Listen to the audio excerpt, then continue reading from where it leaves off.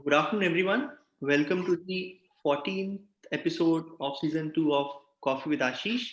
And today we have got a very special guest with us, Sanjay Ghare, who's the CEO of Vovotech. And I think it's a very inspirational journey.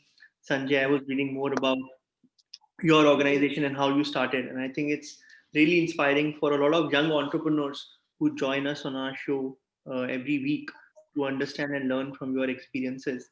And for everybody's reference, Sanjay has been in the travel tech industry for more than 12 years, and he started Vervotech with the vision of solving the problem of organizing accommodation data for all the intermediaries in the ecosystem.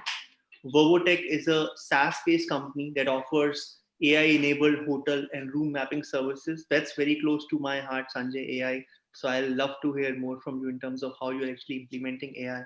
And the entire business model is really fascinating. And in a short span of time, Vovotech has got global customers in more than 10 countries. And even though in pandemic, things have been slow, but the company is still growing, and they signed up more than 9 customers, I believe, in the pandemic itself, and they've got 100% customer retention. That's very admirable. And the company has been growing at a fast pace in the last few years. It's been nominated as a top 10 innovators of the year by Focuswire, powered by Focusrite.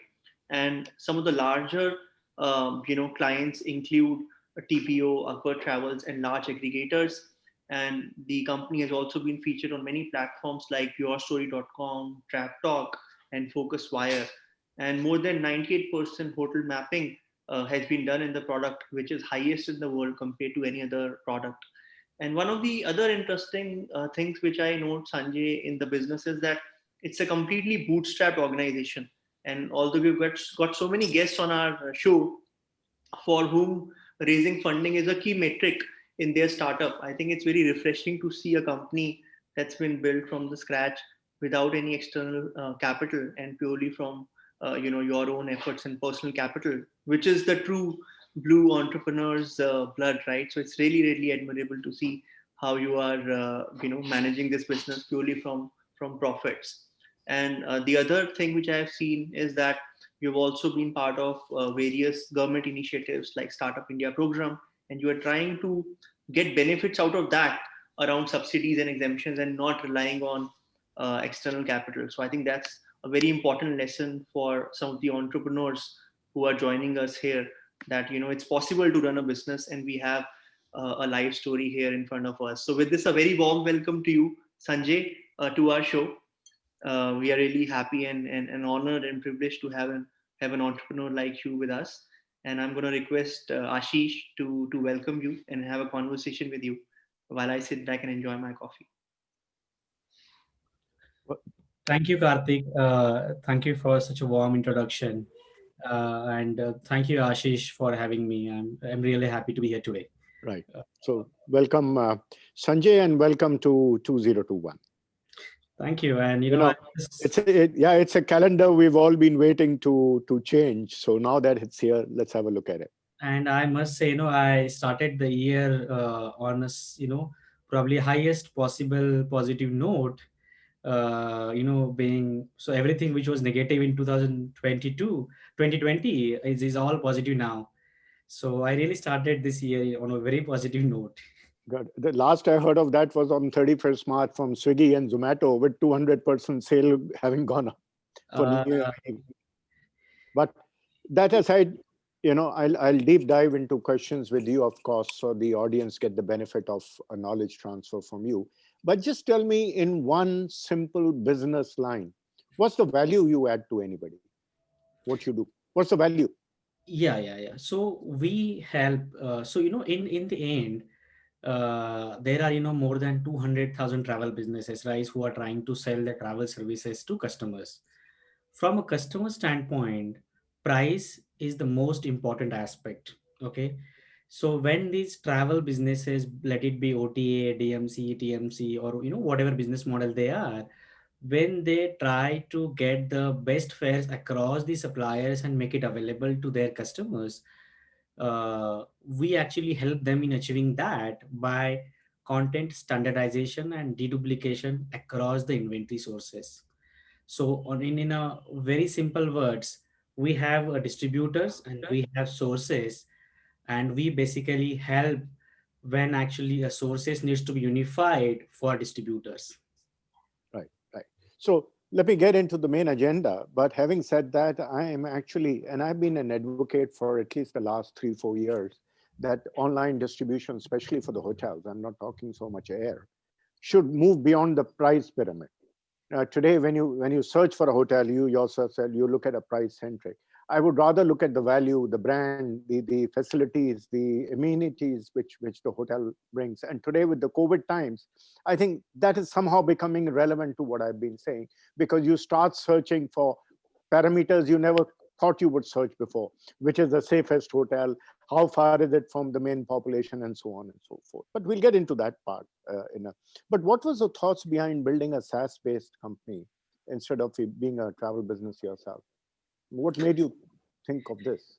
Yeah, that's an interesting question, Ashish. And I hear this a lot that you're doing so much of technology and you're taking so much of effort. Getting into a travel business will give you a much better returns. Is what I hear very commonly. Okay. Right. The thought process, in my last 12 years, so I had been working a lot with the North American travel industry actually, Hmm. and I have seen some of the common problems, and some of the solutions which are able to push the industry forward, which are able to solve one small problem but for entire industry. And such things, such products are really required to push the industry. The product or the problem we picked is not of a specific user or customer base. The problem we picked is a common across the travel industry. And if we want to create the larger impact, if we want to create the impact on every traveler or every customer by solving that problem, then we definitely cannot be a travel agency, because we can't acquire all the customers. There are more than 200,000 travel businesses in different verticals exist. So that's the reason, the problem we are solving is something which is, you know which exists with everyone, which is a common problem of the industry. And by solving this, we would be really able to push the industry forward by keeping one less problem to solve for everyone. And that's the reason actually we went for SaaS. Of course, initially it really looks like that, being in the travel business, directly owning your customers, you can do much better. But I think eventually, as we grow, impacting the every customer is the power we have, through this SaaS model to travel businesses. Right, right. No, I would add again back to the hotel business that at least in the air business, you have the GDSs and the Navitaires and so on, which power the distribution of the inventory in a manner a customer would want. But for the hotel business, that doesn't exist, because I remember way back when Travel Guru and Dacia came onto the scene, the challenges they had to even get the inventory of hotels into their platform, and then of course to keep it live, etc., was a huge effort. But coming back, so what's your journey been like? And now that COVID has been impacted, I mean, just trace it back circa March 2019, and as we talk, 2nd January 2020. Yeah.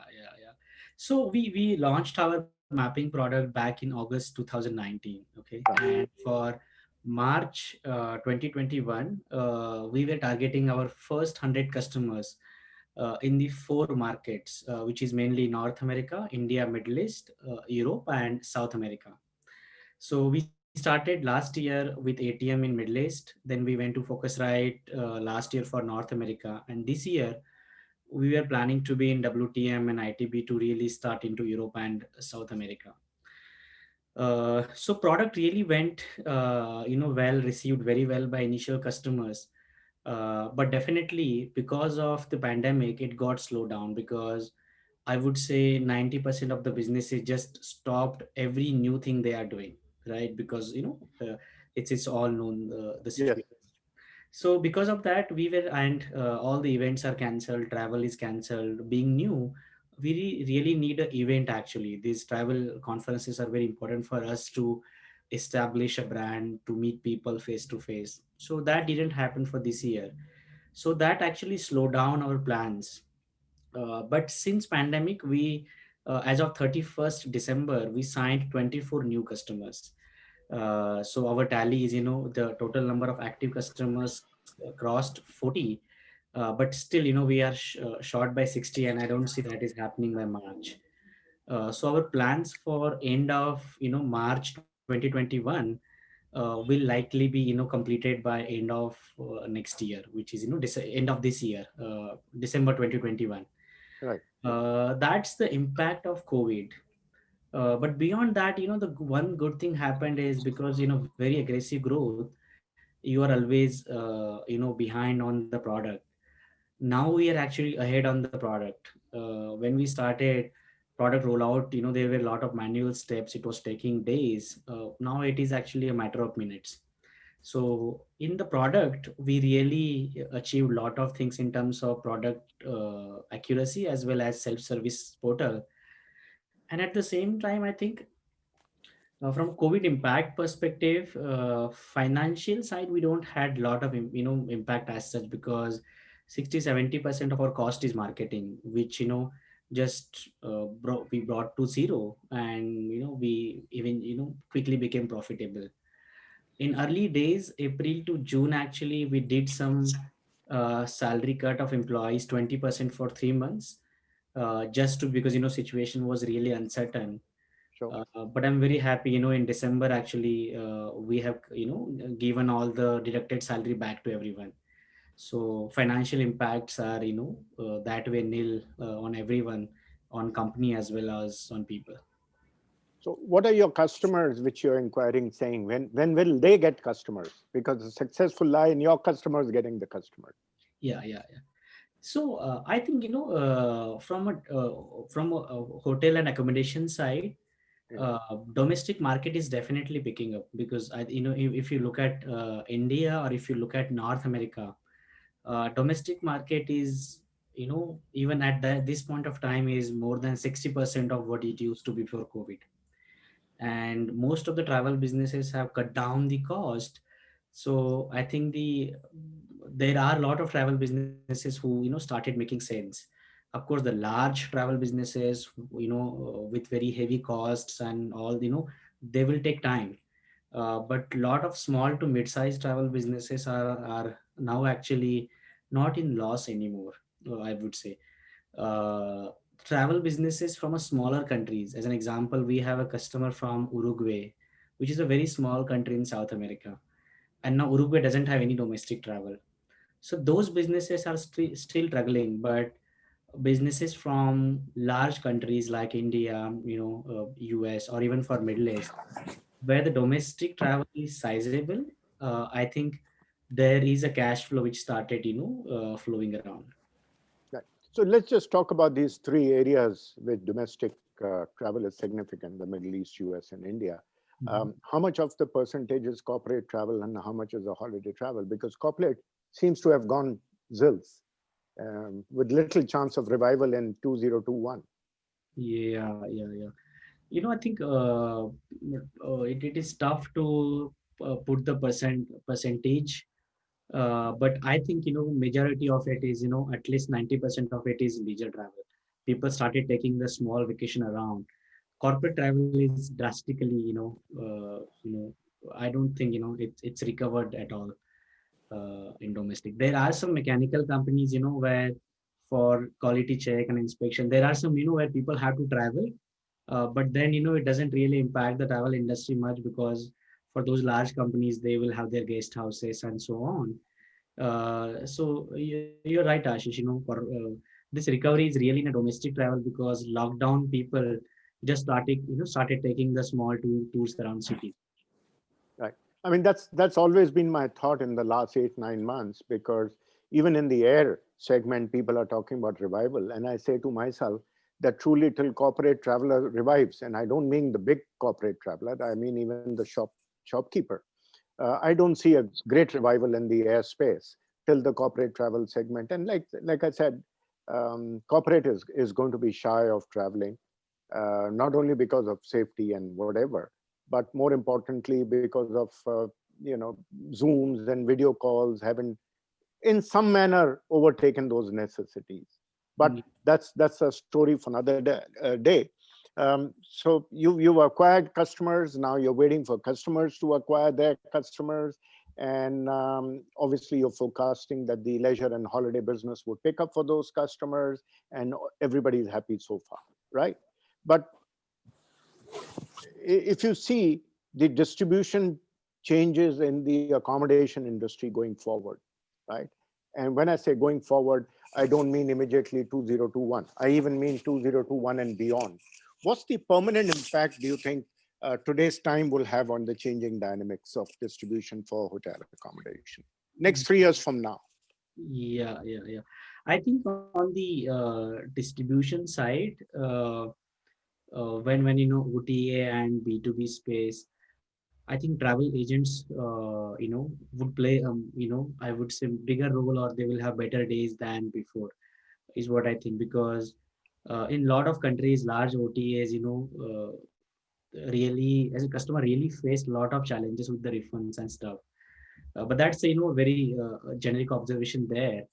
Coming down to accommodation side, on the sourcing side, uh, I think the budget hotels, I don't see a very promising future for them, because the alternate accommodations, which is like apartments, villas, condos, that is really coming up very well. So luxury hotels on the hotel side and alternate accommodation, that too luxury as well as a long stays, will really as in alternate accommodation has been I would say a sidey thing, or just a Airbnb thing, that already became important, but it will become equally important like hotels for every travel business to sell, and for every accommodation supplier to consider. I think that's going up. Of course, there are some challenges in case of service levels and breakfast and all that, and people are trying different innovations. So there is definitely a lot of opportunity, and I see a lot of people are doing innovation there. So that will, I would say, come up very well in the next 3-4 years. Yeah. No, you mentioned about travel agent and refunds, etc. I mean, what the audience must bear in mind that today the customer, even if you're a travel agent and looking after a customer in a customer center or wherever else you look after him, you got to be 2 steps ahead of your customer. And if you have got to be 2 steps ahead of your customer, that's where services like what you provide will come in handy, the data mapping and artificial intelligence, which Karthik was so agnostic about. Because I think if you're able to deal with your customer in a very forward planning manner, and not only sound reassuring in terms of the deals, etc., but the value of all these tools to bring to his disposal, then I think you got a hybrid model and you got a winner. What do you say on the distribution trend there? Yeah, that's true actually. And even personalization is important. I'll give you an example, okay? And I was talking about this with someone yesterday as well. I'll give an example. Uh, if I go to Amazon and I'm looking for some product and I search something, and let's say I see 6-7 products, and if I just select one product which I may want to buy, most likely when Amazon shows that okay, products similar to this, there is a great chance I will find my exact search in the recommendations given by Amazon. Correct. Those kind of options needs to come in travel. And one thing, which will have to change in distribution is the cancellation policies, and the changes and exchanges. All those will have to be very flexible. More days and non-refundable. I think all that will have to go even after pandemic. These things are here to stay, because these things will slowly become expectation, is what I think. Yeah. Yeah, even for the customer support executive. And again, I come back to Karthik to listen to this. I'm a frequent user of an app known as Spotify for music. And I use it daily, right? And if you open it, they have something known as a daily mix. So if I was to open Spotify tomorrow, it'll have a collection of 15, 20 songs of a daily mix, which whatever I've used in the last 10 days, it'll pick up the best, whatever I like, and keep offering me changes. I think that's an amazing. I don't have to keep searching of what should I listen to today.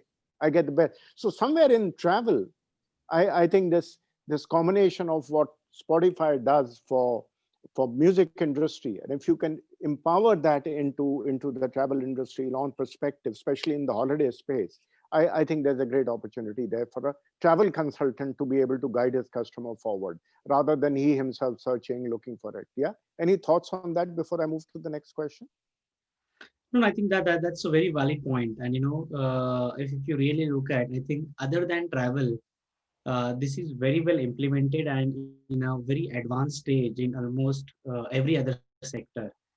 So definitely, travel, there is an opportunity, and it really needs to be enhanced, leveraging AIs for customer behavior there. Right. So I agree with you. Yeah.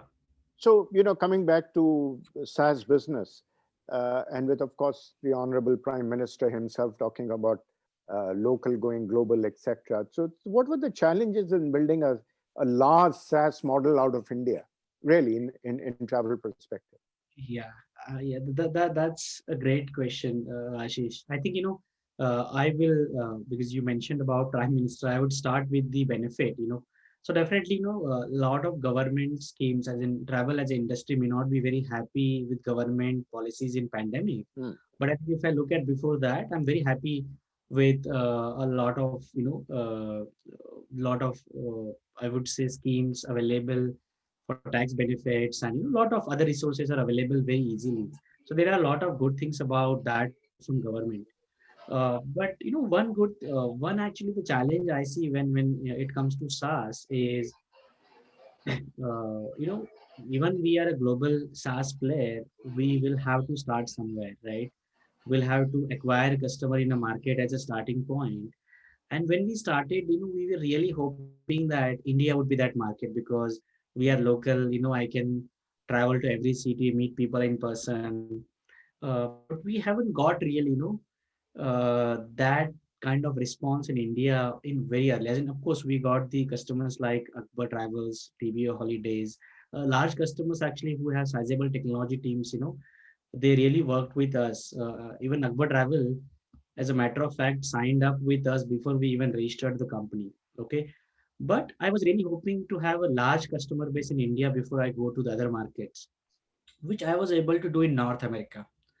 So, what I'm trying to say is Indian technology, when it comes to travel technology, Indian travel businesses from a technology standpoint are slightly, fragmented and not really structured and at a level where it should be. And that kind of, if that kind of actually, impacted our initial plans is what I would say. Second is because, India being on one side of things, if you have headquarters somewhere in Singapore, it's easy to be a global company. Hmm. That adds some challenges. Beyond that, I think it's good because there are more pros than cons. The pros is you get the talent here. I don't think it's that easy to get talent anywhere else in the world. So it's a best place. Of course, you need business people in other countries, but for a talent for to build a product, I would say India is the best place. I think both BPOs and IT services are going to go through a complete game changer with this work from anywhere concept, because you'll be able to pull in talent from Bhubaneswar to Shillong to Gantok to you name it, and to be able to work from anywhere. I think that's a huge opportunity there, because anyway, as far as India was concerned, there was a price arbitrage involved in terms of outsourcing for global companies out of India. And now further, it adds more value if India itself is able to outsource it to smaller cities, etc. But what do I see of Forwotech 6 months from now, 12 months from now? Yeah, so I think from a business standpoint, getting our number of 100 customers is the goal on the business side. 2021 is, I believe is not the year where we will see a really great recovery. Of course, people understood and kind of got ready to handle the situation, but I don't think anything is changing, is my view. So it's going to be limited. So we'll have to go very aggressive to keep acquiring customers. So that is on the business side. On the product side, at least for 6 to 9 months, we are not going to change any focus. We will continue actually enhancing the products, making every piece better, and to see how we can have the best customer experience, how we can ready for a scale, because once the industry start coming back in at large in 2022, we will have actually our marketing budgets which were in a way, the corpus created out of that, to go very aggressive, and product would be at a very advanced stage for a complete self service. So 2021, we are looking at, it's like, a year of getting ready for aggressive growth and achieve our earlier plan of 100 live customers. So do you see yourself going to the capital market in 2021, or is going to be 2022, or never? No, no. So, so yeah, so it is like, we will be going actually very aggressive in 2021 as well, but we know that convergence and the customer acquisition is going to be slow. Okay. So we are looking at, signing up 100, 150 customers per month, but no matter what we do right now, we can probably sign, at the max 10 customers a month, Mm. because at least 90% of the businesses are not really looking at a growth and the new changes. So there are only, so there is a limitation of travel businesses, the way they are acting because of situation. So we will continue our customer acquisition in an aggressive way. We will look for Europe and South America remotely this year. But I am not expecting very aggressive growth. As I said, getting to the number of 100 customers is the goal for this year. uh, Aggressive growth and more faster convergence would happen in next year only. This is my I would say understanding of COVID situation. Right. So lastly, of course, any thoughts on non-accommodation data, buses, guides, monuments, you name it. I mean, the world is open now. Yeah. And everything is a big opportunity. But we still want to, as I said, the 100 customer was the target which we decided before we pick anything else. I look at every other opportunity as a distraction for time being. So these are really great opportunities. It's not easy to stay away when you have some time as well in the pandemic. But I still want to look at all of them as a distraction and focus on one thing. And Ashish, one great thing about our product is, so TBO is just one example in our region, but most of our customers from North America are very large, and our product is benchmarked against almost all the products in the world. For hotel mapping, we are best in the world, and I feel really proud about it. So we just wanted to be on that journey. Don't want to, compromise on the product side. Don't want any distractions. So I think for next 6 months at least, I will look at all the other things as a distraction. Once we hit our number of 100, that's when we will actually, we have three ideas, which we are doing some discovery and some other things.